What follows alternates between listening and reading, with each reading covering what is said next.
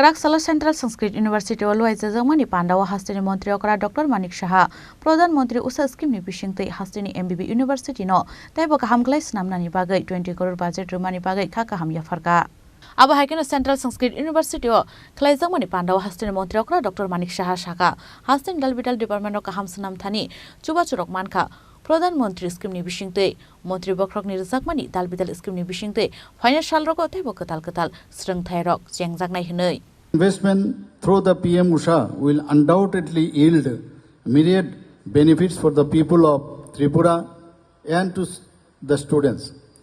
With the execution of this project, more than 600 students of MBB University and 10,000 students of 3 affiliated colleges of MBB University, namely Maharaja Bir Bikram College, Bir Bikram Memorial College and Tripura Government Law College, faculties, research scholars and state higher education systems will also benefit immensely.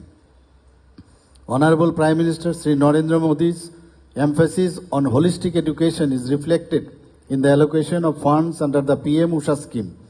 Alongside the establishment of 2 academic buildings and in administrative building, provisions are made for boys and girls hostels as well as national level playgrounds, reiterating his commitment to a comprehensive approach to education development.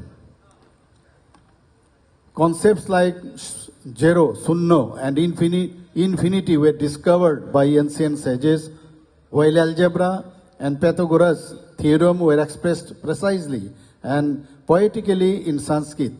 Various other concepts such as Vimana, aerial vehicles, as already we know about it, architectures, the concept of time, the structure of the universe, metallurgy, chemical technologies, medicine, languages, grammar, shastras like Naya, Sangeet, spirituality and yoga have been beautifully articulated in Sanskrit.